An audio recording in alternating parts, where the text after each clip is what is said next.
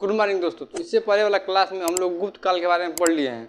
अब हम देखते हैं गुप्त काल की प्रशासनिक व्यवस्था। देखिए, मौर्य काल की प्रशासनिक व्यवस्था हो या गुप्त काल की प्रशासनिक व्यवस्था, मतलब सब में सेम मिलेगा कि सब में प्रशासनिक व्यवस्था में कृषि होता था और मुख्य कर जो होता था टैक्स वसूला जाता था, कृषि पे वसूला जाता था, व्यापार पे। तो देखिए, इसमें गुप्त काल जो है, गुप्त काल को गुप्त काल को स्वर्ण काल कहा जाता है। इतिहास का स्वर्ण काल गुप्त काल को कहा जाता है क्योंकि इसमें बहुत सी इसमें विकास होता है और इसलिए स्वर्ण काल भी कहा जाता है। अब जो गुप्त काल के लोग थे उनकी भाषा जो थी संस्कृत थी, गुप्त काल के लोग। और इनकी जो गुप्त काल की राजधानी जो है कौशाम्बी, इसने गुप्त काल ने उत्तर प्रदेश के कौशाम्बी को राजधानी बनाया और उत्तर प्रदेश के कौशाम्बी पर ज़्यादा ध्यान दिया था।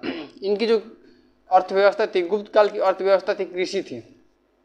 जो कृषि, और उस टाइम कृषि जब होता था तो उस पर कृषि कर दिया जाता था और कृषि कर 1/4 या 1/6 के रेशियो में दिया जाता था।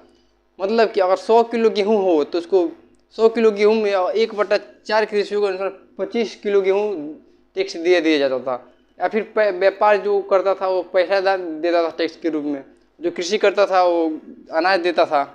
यानी इसको व्यापार में और पैसा के रूप में भी टैक्स दिया जा सकता है और कृषि करने पे अनाज के रूप में टैक्स दिया जा सकता है। उसमें देखिए, सब में मौर्य काल में भी जो छोटा शासक, मौर्य काल में और इस गुप्त काल में जो शासन का बड़ा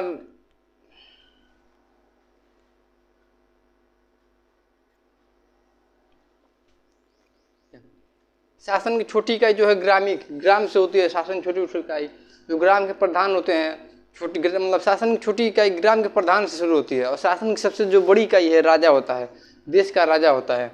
और इसमें देखिए, गुप्त काल में कुछ मतलब कि कुछ कुरीतियाँ भी आई थी, जैसे कि इसमें बाल विवाह आया था, सती प्रथा और वेश्यावृत्ति।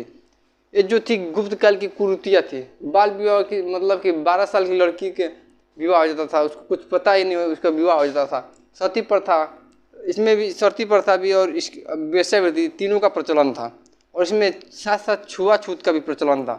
यानी जो गुप्त काल की प्रशासनिक व्यवस्था थी, इसमें जो कुछ जो थी वो कुरीतियाँ भी आई थी, जैसे बाल विवाह, सती प्रथा, वेश्यावृत्ति और छुआछूत। और इसमें महिलाओं के लिए इसमें एक अच्छी बात थी कि क्योंकि इसमें स्त्री शिक्षा के भी अधिकार दिया गया, महिलाओं को पूरा शिक्षा का अधिकार दिया गया, आज़ाद कर दिया गया शिक्षा को पूरा। ठीक है।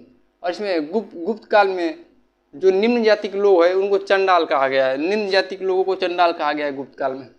गुप्त काल में जो अफगानिस्तान के बामियान में जो मूर्ति बनी थी, महात्मा बुद्ध की मूर्ति गुप्त काल में बनी थी अफगानिस्तान के बामियान में। तो उसको क्या हुआ, कुछ हमें देखिए पिछले साल ही तालिबान के जो आतंकी आए थे, तालिबान के आतंकी अफगानिस्तान में आके महात्मा बुद्ध की मूर्ति को बम से उड़ा दिए थे।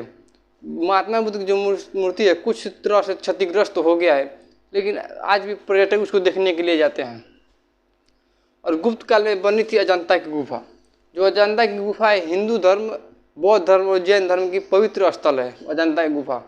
और महाराष्ट्र में गुप्त काल में ही महाराष्ट्र में 29 गुप्त काल में महाराष्ट्र में जैसे 29 गुफा है, लेकिन गुप्त काल की जो गुफा है 16, 17 और 19 नंबर की जो गुफा है गुप्त काल में बनाई हुई थी। तो देखिए, गुप्त काल की प्रशासनिक व्यवस्था, गुप्त काल की प्रशासनिक व्यवस्था इतना ही आता है एग्जाम में। आई होप दोस्तों कि आप लोग गुप्त काल की प्रशासनिक व्यवस्था अच्छे से समझ में आ गया होगा।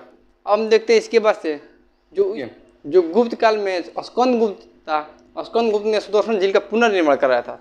लेकिन देखिए, सुदर्शन झील का 3 लोगों ने पुनर्निर्माण कराया, जिसको जीरो द्वार भी बोलते हैं, और चंद्रगुप्त मौर्य ने बनवाया था। देखिए, सुदर्शन झील को सबसे पहले बनवाया चंद्रगुप्त मौर्य ने। चंद्रगुप्त मौर्य ने सुदर्शन झील को बनवाया था। ठीक, इसका निर्माण कराया। चंद्रगुप्त मौर्य के बाद से उसका पुत्र आया था अशोक। अशोक ने इसका पुनर्निर्माण, इसको जीर्णोद्वार भी बोलते हैं, इसका जीर्णोद्वार कराया। सुदर्शन झील का जीर्णोद्वार कराया था। और उसके बाद से देखिए, जो शक शासक था रुद्रदामन भी आया तो सुदर्शन झील का जीर्णोद्वार कराया। रुद्रदामन भी जीर्णोद्वार ही कराया था।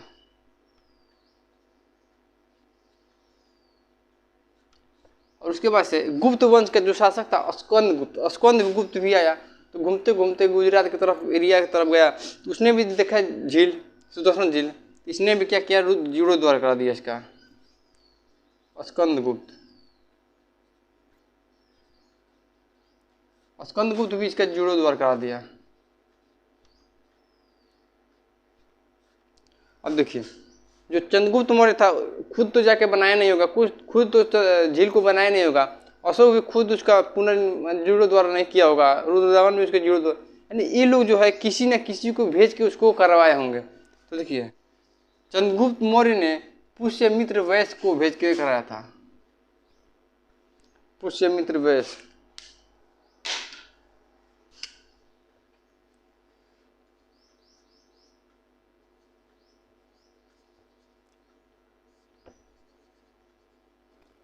पुष्यमित्र वैश्य, चंद्रगुप्त मौर्य के जो राज्यपाल था पुष्यमित्र वैश्य था, एक पुष्यमित्र वैश्य था।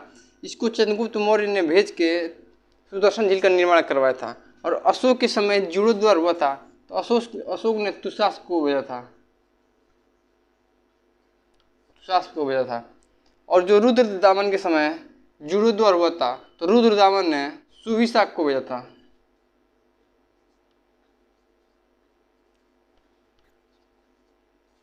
और स्कंदगुप्त ने पर्णदत्त को। अब देखिए, जो सुदर्शन झील था, सुदर्शन झील का निर्माण तो कराया चंद्रगुप्त मौर्य ने, लेकिन इसके खुद तो जाकर किया नहीं होगा, इसने अपने राज्यपाल पुष्यमित्र वैश्य को भेजा। पुष्यमित्र वैश्य जाके वहाँ पे उसका निर्माण कराया। और उसके बाद चंद्रगुप्त मौर्य का जो नाती आया, यानी इसके पुत्र बिंदुसार का लड़का अशोक ने जब देखा कि हमारे बाबा बनवाए हैं झील, तब इसने क्या किया, इसको और पुनर्निर्माण करा दिया, इसका जीर्णोद्धार करा दिया। और इसने तुषास को भेज के कराया था। उसके बाद से आया शक शासक रुद्रदामन ने इसका पुनर्निर्माण भी कराया, इसका भी जीर्णोद्धार कराया। इसने सुविशाख को भेज के कराया था। और गुप्त वंश का जो गुप्त काल का शासक आया स्कंदगुप्त ने भी सुदर्शन झील का जीर्णोद्धार कराया, और इसने पर्णदत्त को भेज के कराया था। आई होप दोस्तों कि आप लोग के गुप्त काल की प्रशासनिक व्यवस्था अच्छे से समझ में आ गया होगा। अब हम देखते हैं नेक्स्ट क्लास में